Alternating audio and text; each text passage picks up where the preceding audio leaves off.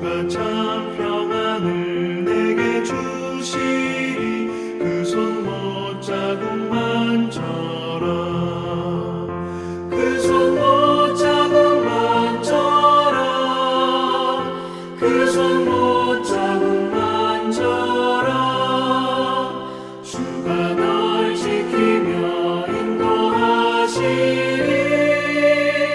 그 손 못자국만 져라. 6월 18일 화요일 새벽입니다. 오늘 같이 기도하실 말씀은 사도행전 22장 1절에서 11절까지 말씀입니다. 10절 말씀 읽어드립니다. 내가 이르되 주님 무엇을 하리이까? 주께서 이르시되 일어나 다메섹으로 들어가라. 네가 해야 할 모든 것을 거기서 누가 이르리라. 오늘 말씀은 사도 바울이 계단에서 백성들에게 했던 설교 말씀 본문입니다. 아시는 대로 바울은 예루살렘에서 유대인들이 이렇게 핍박을 했고 죽이려고 해서 이렇게 위기를 당하였을 때 마침 천부장이 나타나서 그 위기의 순간을 잘 모면할 수 있었죠. 그래서 이 천부장은 사람들이 시끄럽고 또 죽이려고 한다 하니까 무슨 죄가 있는지 이제 알아보아야 하지 않겠습니까? 그래서 시끄럽고 무슨 죄가 있는지 잘 판단할 수도 없고 해서 일단 바울을 로마 군대 영내로 이렇게 잡아가죠. 그 체포되어 잡아가는 도중에 그 계단에서 청대에서 이렇게 백부장에게 천부장에게 이렇게 요청을 합니다. 내가 백성들에게 말할 수 있겠는가? 청대에서 내가 저 아래 있는 사람들에게 말할 수 있는 기회를 주십시오. 해가지고 그때 히브리어로 그 사람들에게 했던 전한 말씀, 설교 내용이죠. 체포되어 가는 그런 위기 순간에 무슨 말을 했을까요? 우리도 이런 위기를 당하면서 살아갈 때 무슨 이야기를 할 수 있을까? 이런 생각을 하시면서 설교 본문으로 기도하시면 되겠습니다.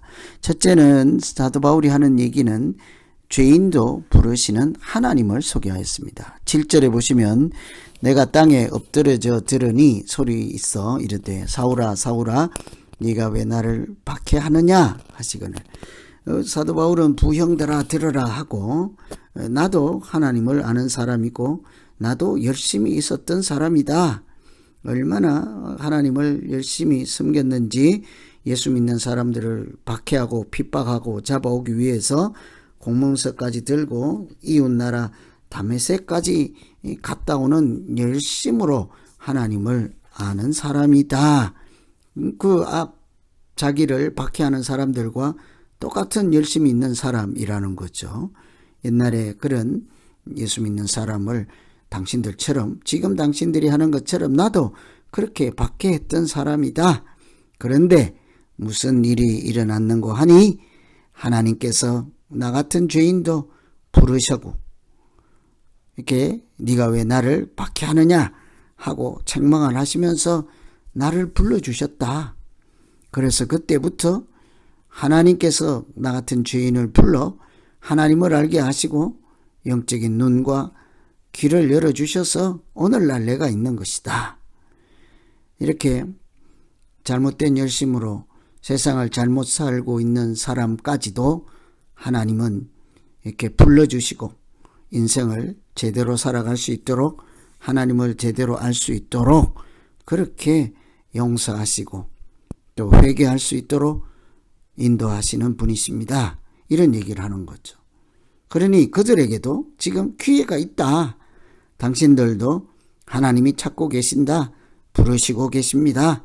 누구든지 이 순간에도 주의 이름을 부르는 자는 구원을 얻을 것입니다. 이런 메시지가 포함되었다고 볼 수 있겠죠. 사도 바울이 백성들에게 하는 첫 마디는 죄인도 불쌍히 여기시고 용서해 주시고 불러주셨다.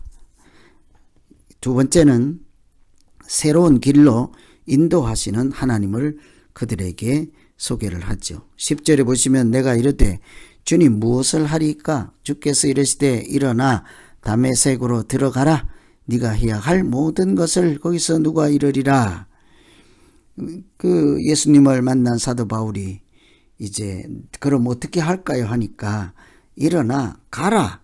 그러나 네가 할 일은 네가 생각하는 것이 아니라 내가 일러주겠다 하는 것입니다.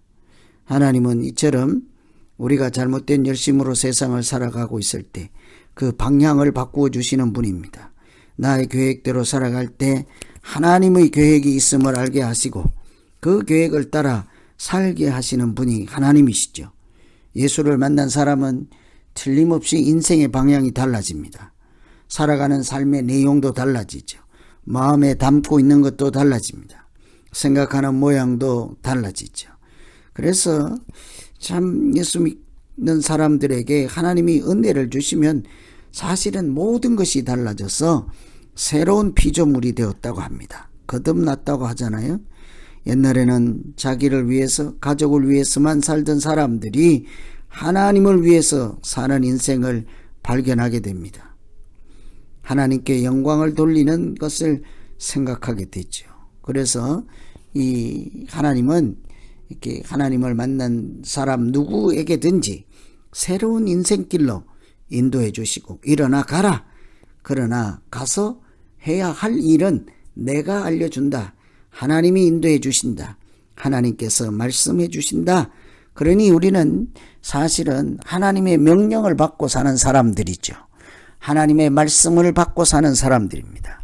하나님이 인도하심을 따라 살아가는 사람이라 할 수 있겠죠. 이것이 예수 믿는 사람이에요. 그래서 우리가 인생을 살 때에 위기 절체절명의 순간에 무슨 이야기를 하겠습니까? 내가 이런 사람이요 이런 얘기를 하겠습니까? 내가 벌어놓은 돈이 얼마요 이런 얘기를 하겠습니까?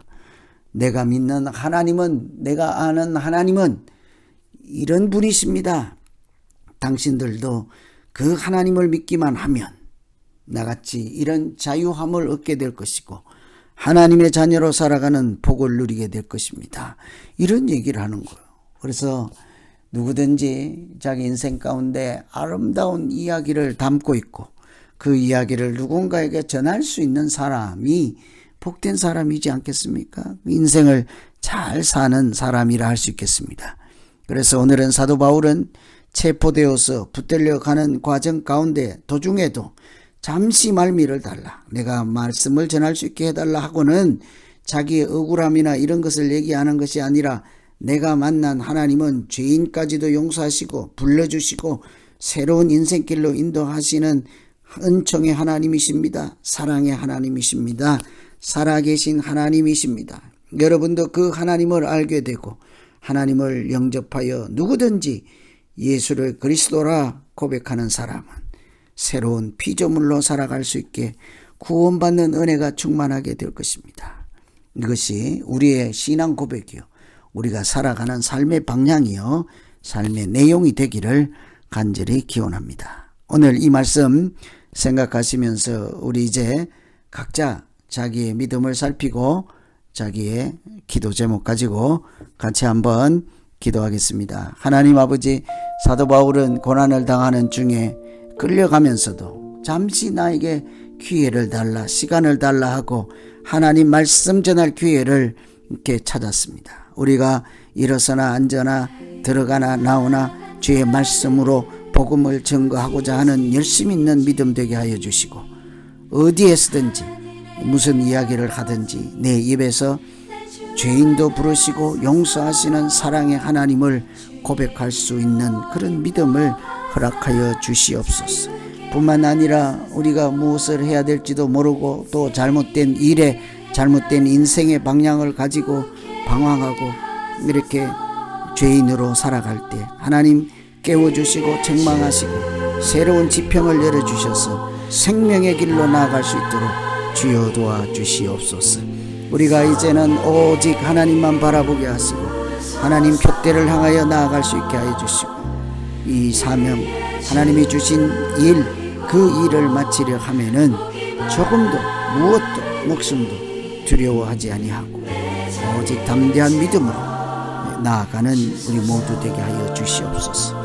오늘 새벽에 말씀 붙잡고 기도하는 한 분 한 분 또 그 가정마다 하나님께서 새 인생 새 지평을 열어주시고 그 가정에 하나님 이름으로 하나님 영광, 하나님께 영광을 돌리는 거룩한 사람들, 가정들 다 되게 하여 주시옵소서. 예수님 이름으로 기도하옵나이다.